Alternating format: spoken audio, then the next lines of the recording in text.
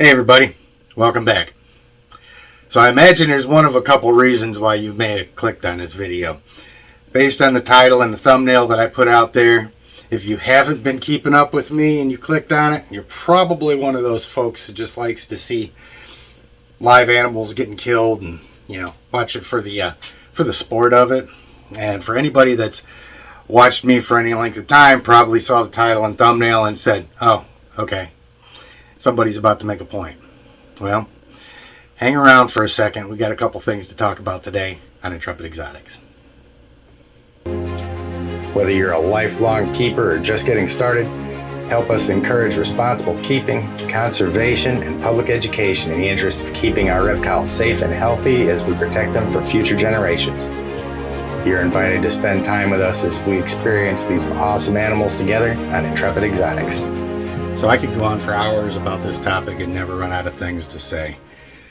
But today, somebody had sent me a photo of a new ball python keeper who got their animal home. The person that she got that animal from instructed her to feed live. She did. She's inexperienced, and this is what happened. It's a snake, the same species as this ball python. It's around my neck right here. And this new keeper, all excited, thinks she's doing the right thing. And some breeder who is one of the type of people who says, I feed live, I've done it for 20 years, everything's cool. Well, yeah, everything's cool until it's not cool.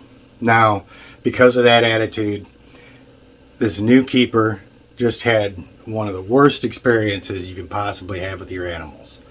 I don't know how many times I can emphasize it. And if you're one of those people who clicked onto this because you've seen the title and thumbnail and you just enjoy seeing animals fight to the death and you want to see something killed, I really question who you are as a person. And you should too. You really need to give a lot of thought into why you don't have enough empathy to understand that watching other living things suffer isn't a bad thing.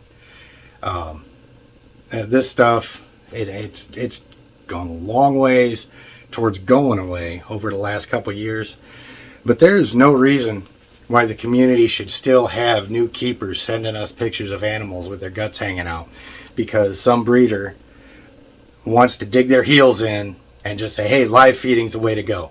Dude, it's not. Ask any vet, look up any professional care sheet from biologist, from a zookeeper, from a veterinarian. Frozen thawed, pre-killed prey is a preferred technique for feeding your animals, period.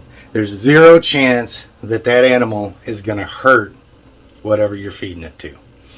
And it completely avoids the possibility of a new keeper not really knowing what to look for, not really knowing what's going on, and coming back and finding their animal disemboweled because you're too stubborn to take new information and evolve.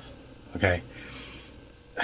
There are situations, as poorly as I speak about live feeding, there's situations with like wild caught animals and things like that, and sometimes you've got to use live prey to entice them, but new keepers shouldn't be getting problem animals to begin with.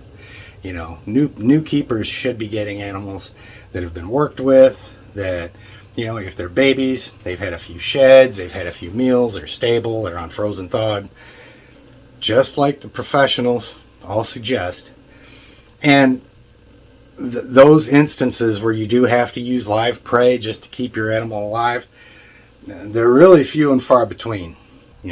If we really hone in on husbandry and understanding the different metabolisms of snakes so that people aren't terrified if their snake misses a meal and all of a sudden they think, well, my snake won't eat frozen thawed now, then a lot of this stuff can really be avoided. We talk about our snakes as being apex predators and especially those of us that keep retics and worms and anacondas and stuff like that. They're so scary.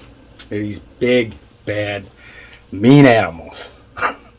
Guys, this little ball python right here is the same species that was in that picture that was disemboweled. This is not an apex predator. This is a captive bred, captive animal, and this is their natural demeanor.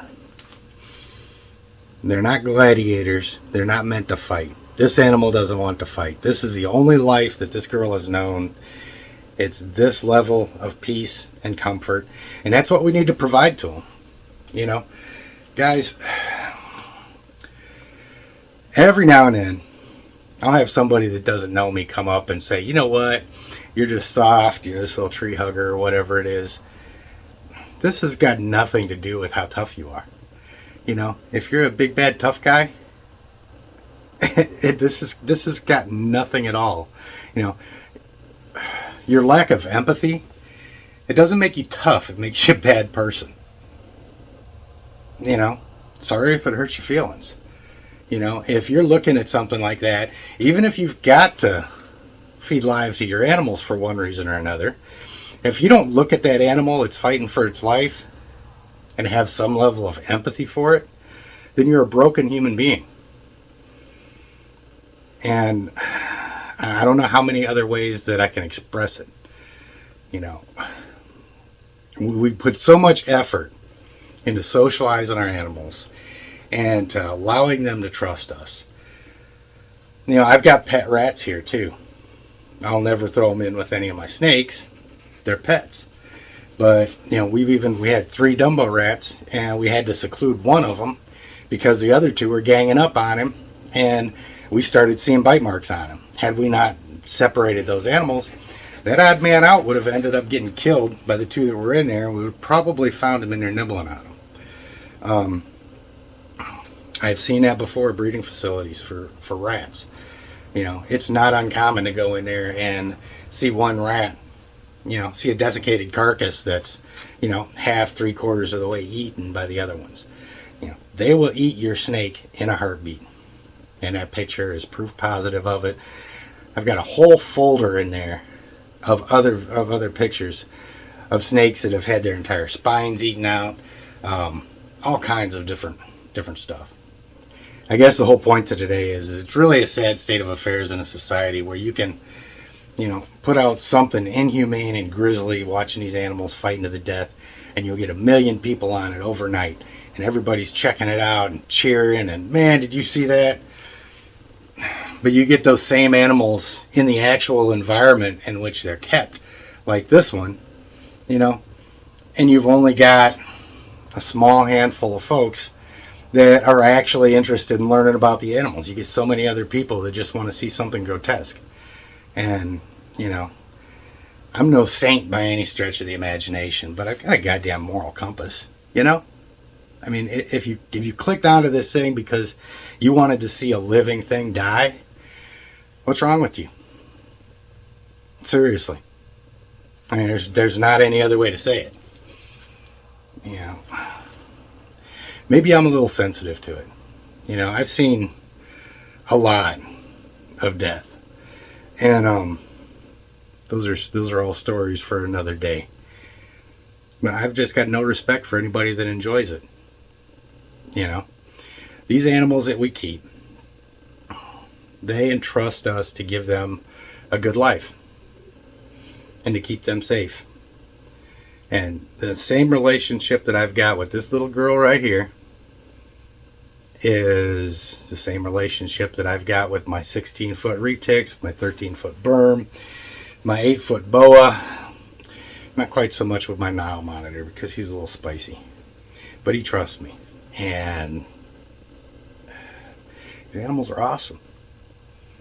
So if you're one of those people who, you know, if you're one of those people who you're a breeder and you feed live, hey, more power to you. Nobody's going to kick in your door and make sure that you don't. But at least have the common decency to understand that what you're doing isn't the recommended technique. And if you're explaining something to somebody when you're selling them an animal, do not tell a new keeper to just throw a live rodent in there with them, because bad things happen. And if you don't have any concern about bad things happening to the animals that you're selling, you shouldn't be selling. Find a different hobby that doesn't involve anything that's alive.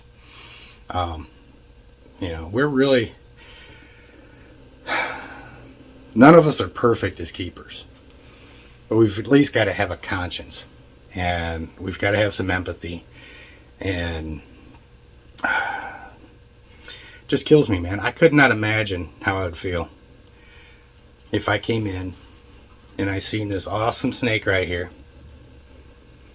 chewed up because I wanted to, I didn't want to take the time to euthanize the meal for her, or I just wanted to watch that prey item die, and all of a sudden this animal is in there bleeding to death. I don't get it, guys.